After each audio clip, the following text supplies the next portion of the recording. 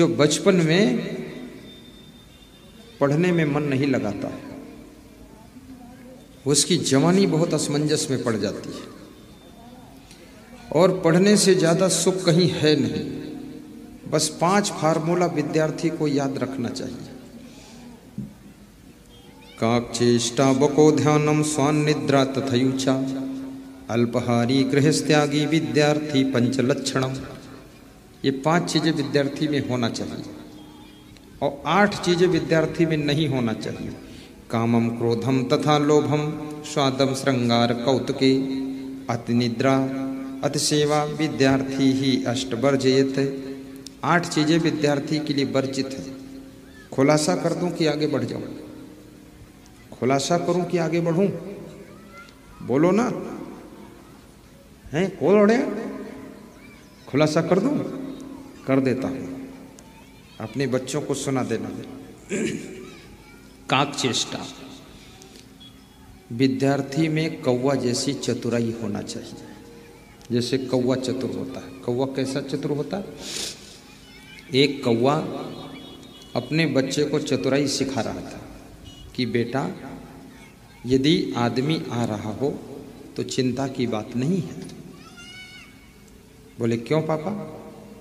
बोले क्योंकि जब आदमी झुकेगा तो समझ लो पत्थर उठाकर तुझको मारेगा। तो आदमी जब झुकने लगे तो चिंता की बात है। जब आदमी झुके तो समझ लेना पत्थर उठा रहा है, तो उठा करके मारे उससे पहले उड़कर भाग जा। तो कौवा के बच्चे ने कहा कि पापा, यदि वो घर ही से पत्थर लेकर आए और ना झुके वो मार दे तो तो कौवा ने कहा तेरे को चतुराई सिखाने की जरूरत नहीं है, तू बहुत खिलाड़ी है, बस बात खत्म हो गई। तो ये कौवा के बच्चे के जैसा विद्यार्थी बच्चों को चतुर होना चाहिए। इतना उसके अंदर कैचिंग पावर हो। बको ध्यानम, और बगुले जैसा ध्यान लगाओ। जैसे बगुला मछली मारने के लिए ध्यान लगाता है तालाब में, तो एक पैर को उठाए रहता है बगुला और एक पैर से खड़ा होता है, तो देखने में ऐसे लगता है कि बगुला पंगुला है, एक टांग टूटी है ऐसा लगता है। एक टांग में चोट लगी है इसलिए वो टांग रख नहीं पा रहा नीचे, दर्द है उसमें। दर्द नहीं है, चोट नहीं है, टांग टूटी नहीं है। बगुला इसलिए टांग उठाकर रेडी है कि मछली सामने आए तो टांग उठाना भी ना पड़े। उठी हुई टांग और चोंच एक साथ पानी में डुबाना है। अगर टांग उठाओगे पानी से तो पानी हिलेगा तो मछली भाग जाएगी, इसलिए टांग उठा के ऊपर रेडी रखो और चोंच भी डुबाओ तो मछली पकड़ो, पाँव भी साथ में डुबाओ। इतना चतुर है बगुला।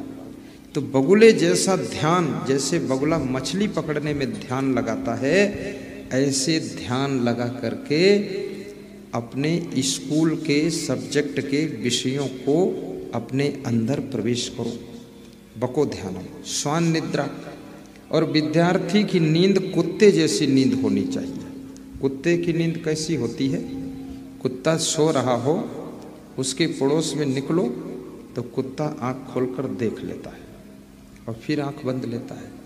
और कुत्ता बड़ा होशियार होता है। उसका नाम कुत्ता इसलिए है क्योंकि आदमी को देख करके वो कूद लेता है। कूद लेना माने ताड़ लेना, ताड़ माने अंदाज लगा लेना, अंदाज लगाना आइडिया लगा लेना, आइडिया माने समझ लेना, समझ लेना माने उसको रीडिंग कर लेता कि आदमी कैसा है। जो रीडिंग करना जानता है उसका नाम कुत्ता है। तो कुत्ता आँख खोलकर देख लेता है और ताड़ लेता है, कूद लेता है कि आदमी ठीक है, तो फिर सो जाता है। उसको लगता है आदमी गलत है तो छलांग मारकर भौंकता है जोर से और अपने मालिक को सूचना देता है कि आदमी गलत है, अब आप देख लो आकर के, मैंने इन्फॉर्मेशन दे दिया है, बाकी इससे लड़ने की सामर्थ्य हमारी नहीं है, तुम भिड़ो आकर, ये चोर आया है। वो सूचना देता है कि ऊट पटांग आदमी लग रहा है। कुत्ते जैसी नींद हो। और कितने लोगों की तो नींद ऐसी है कि आदमी पड़ोस निकले चाहे भैंस निकल जाए पड़ोस, उनकी आँख खोलेगी ही नहीं, और चाहे हाथी उनके ऊपर पांव रख दे वो मर जाएंगे फिर भी नहीं खोलेगी आँख। कुंभकर्ण की तरह सोते हैं। विद्यार्थी की नींद खट से टूटनी चाहिए। और अधिक सोने से कोई बहादुरी नहीं है। कुछ लोग सोचते हैं खूब सोऊंगा तो संसार में हमको लोग बहादुर इंसान कहेंगे। बहादुर नहीं, मक्कार कहे जाओगे। बहुत अधिक सोने से कोई विकास होने वाला नहीं है, शांति मिलने वाली नहीं है, और घर में कलह कलेश बढ़ेगा, कहना सुनना बढ़ेगा, लड़ाई झगड़ा बढ़ेगी, बकवास होगी, और गरीबी घर में आ जाएगी। सवेरे नहीं जागोगे, घर के जानवर भी खूंटा उखाड़ कर चले जाएंगे और तुम्हारा घर नष्ट भ्रष्ट हो जाएगा। इसलिए हर व्यक्ति को जागने में अलर्ट होना चाहिए। समय पर जाग जाओ, भले 1 घंटे कम सोने को मिले। आपके देश के जो प्रधानमंत्री हैं वह 9:45 पर सोते हैं और 4:45 पर जागते हैं। फिक्स टाइम रखा है। और सवेरे मूली, गाजर, सलजम, चुकंदर, सलाद खाते हैं। खीरा, ककड़ी, नमक, मिर्च मिलाकर खाते हैं। ये समोसा और पकौड़ी नहीं खाते हैं। और तुम सवेरे उठकर क्या खाते हो? समोसा और चाय। इसलिए तो दिमाग है ही नहीं, खोपड़ी रह गई खाली। ये चीज़ खाओ, देखो फिर आपका दिमाग तेज होगा। ये कचपच ज़्यादा मत खाया करो। महीने में 1 दिन खा लो तो 10 दिन पेट खराब रहेगा, सुधारते रहो। खाना है तो ये हरी भरी चीज़ें खाओ। 1 केला रोज खाओ। केला आपके पेट के एसिड को मार देगा। 1 संतरा चूस लो, आपकी प्यास को ख़त्म कर देगा। थोड़े अंगूर खा लो, आपकी बॉडी में ग्लूकोज की पूर्ति कर देगा। थोड़ा टमाटर खा लो, आपके शरीर के अंदर पाचन तंत्र को एक्टिवेट कर देगा। थोड़ा सा खीरा खा लो, आपकी भूख बढ़ा देगा। थोड़ा मूरी खा लो, आपकी कब्जियत ख़त्म कर देगा। थोड़ी गाजर खा लो, आपके अंदर खून बढ़ा देगा। और क्या खा लो? कुछ मत खाओ, इतना बहुत है। तो ये ऐसी चीज़ें हैं। थोड़ा थोड़ा काक चेष्टा बको ध्यानम स्वान निद्रा तथैचा अल्पहारी। और विद्यार्थी को अल्पहारी होना चाहिए। भूख से कम भोजन करना चाहिए। ठूस ठूस कर नहीं खाना चाहिए। गृहस्थ त्यागी और विद्यार्थी को, जब तक विद्यार्थी जीवन है तो शादी भी मत करो, ना तो संसार की विषय भोग करो। ब्रह्मचर्य से रहना चाहिए। गृहस्थ त्यागी। ब्रह्मचर्य में इतनी शक्ति है, इतनी मेमोरी स्ट्रांग होती है।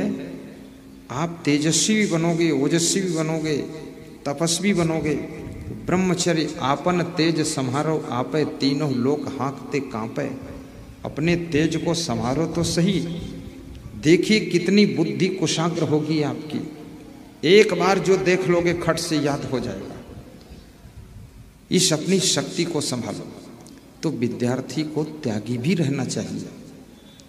ये गंदे पिक्चर मत देखो, गंदे सीरियल मत देखो, गंदे गाने मत सुनो सैया बलमों के। ये गोटेदार लहंगा निकलो जब डाल के, तलवारें चल जाएं मेरी मतवाली चाल पे। ये फालतू बातें मत करो। मेरा मन डोले, मेरा तन डोले, मेरे दिल का गया करार रे, कौन चलावे साइकिलिया। ये सब गीत मत गाओ। मन को बस में करना है। और प्रवचन सुनो। अभी एक विद्यार्थी का फोन आया था कि 10वीं में मैं 3rd डिवीज़न पास हुआ, इंटरमीडिएट में 2nd डिवीज़न और बीएससी में 1st डिवीज़न आया हूँ। तो मैंने कहा कैसे? बोले 2 साल से आपका प्रवचन सुन रहा हूँ, बिल्कुल मन नियंत्रित है और संकल्प लिया हूँ आईएएस बनूंगा, कलेक्टर बनूंगा। मेरी माँ कहती है अब लगता है तो कलेक्टर बन जाएगा। बोले पक्का, कोई संदेह नहीं, एक बार में परीक्षा क्रॉस करूंगा। कॉन्फिडेंस आपको अपने ऊपर होना चाहिए। तुम्हारे पास में बहुत बड़ी बुद्धि का खजाना है। तुम साधारण व्यक्ति नहीं हो, तुम बहुत बुद्धिमान हो। लेकिन तुम्हारी बुद्धि, तुम्हारी शक्ति यत्र तत्र बिखर जाती है, इसलिए तुम साधारण रह जाते हो। अपनी बुद्धि को एकाग्र करके यदि अपने विषय में, शिक्षा में केंद्रित कर दो तो तुम एक नया चमत्कार कर सकते हो, इतिहास में एक नया अध्याय जोड़ सकते हो।